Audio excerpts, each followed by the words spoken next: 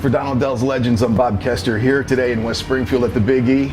On stage tonight, Tommy James and the Shondells. Welcome to West Springfield. Thank you very much. It's really fun. It's going to be a fun night. It is so cool to see. I see you now in person, and I think, for your age, you're looking great. And then I think back, you were a model at the age of 4. That's true. Well, for 106, I'm not too bad.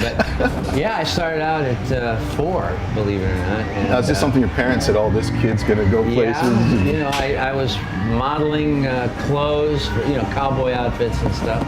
And then when I was 12, I started the group that ended up being the Shondells, and I've been really doing this ever since. So it's been a long haul. And not just doing it, but doing it well. From 68 and 69, you outsold singles for everybody on the planet, and that includes the Beatles.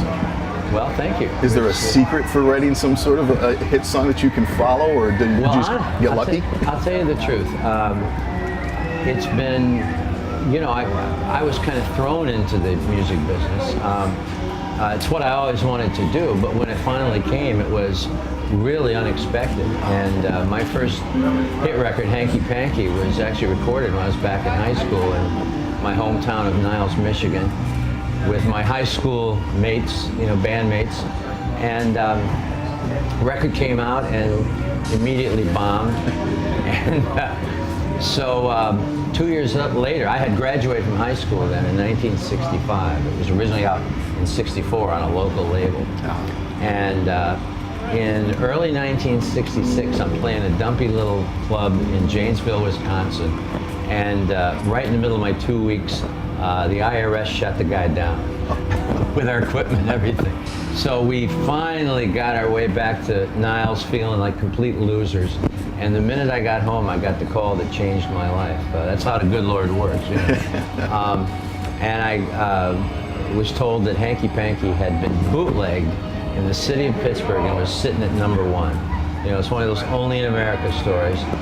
And so I was kind of catapulted first in Pittsburgh at that moment.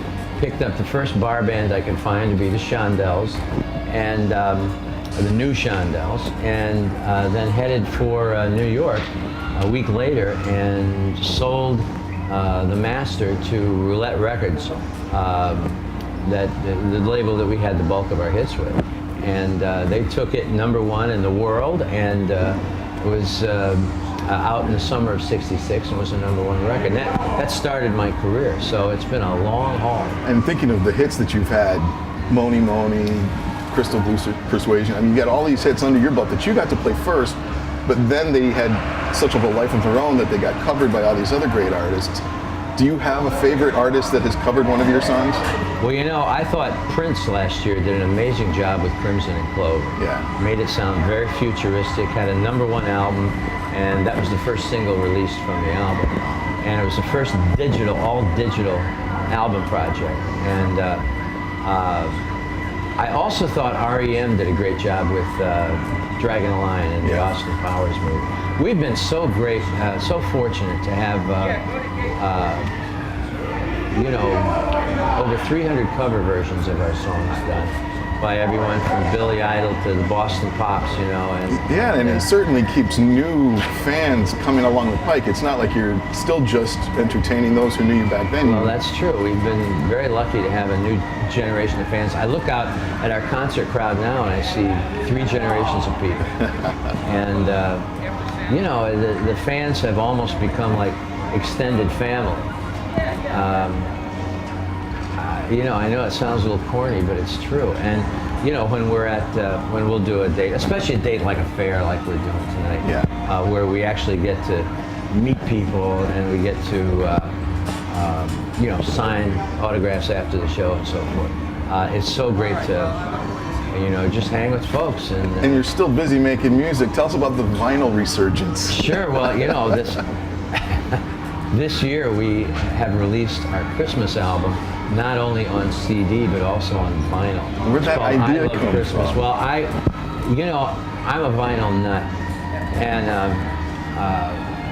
I've always wanted. I haven't actually heard my voice on vinyl in over 30 years. That's how long it's been. Everything's been on CD since then. Sure. So to release a new vinyl album, vinyl is such a a different kind of experience than a CD. You know, you gently take the record out of the jacket, and then you take the sleeve off, and you put it on the turntable and drop the needle on the record, and then you only hear half an album, and then you got to come and turn it over. So you're really involved, and you get to look at the album cover, which is big. You know, guys like me can actually read it.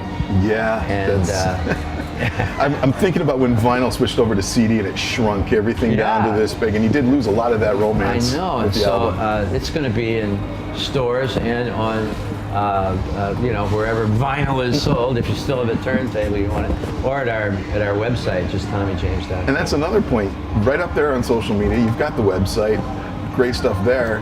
How about YouTube? We're doing a YouTube channel starting the first of the year, and they asked me if I would be interested in doing a Tommy James channel. I said, sure. You know, YouTube has become sort of the new, you know, international radio station. Sure. And so we're going to have, I'm actually going to do little 5 to 7 minute vignettes in the studio and talking about a lot of the hits, and then doing new music as well. So it's going to be a great window on the world for us. And I understand that they're taking the book and making it into a movie. That's correct. Our book, Me, the Mob, and the Music, which was an autobiography that we released 2 years ago, is now going to be a film, and it's produced by Barbara DeFina, who produced Goodfellas and Casino, and she did Hugo with Martin Scorsese 2 years ago, and Cape Fear, and so many great movies. And we're just so honored that she's going to do our film. And I really hope that she's got a part for you in there somewhere. Well, I'll be a bartender or something, you know, some flunky somewhere. But we're really excited to have our story, which really is the story of our relationship with Roulette Records, because Roulette Records, I can say this now, I couldn't for years and years. Roulette Records, in addition to being a functioning record company, was also a front for the Genovese crime family in New York. So life was real interesting for us. And so the whole story is basically about us having a career in rock and roll with this really dark and sinister story going on behind us that we couldn't talk about. We'll be looking forward to it. Tommy James, thanks for joining us today. Have a great time today. Thank you. For Don Odells Legends, I'm Bob Kester.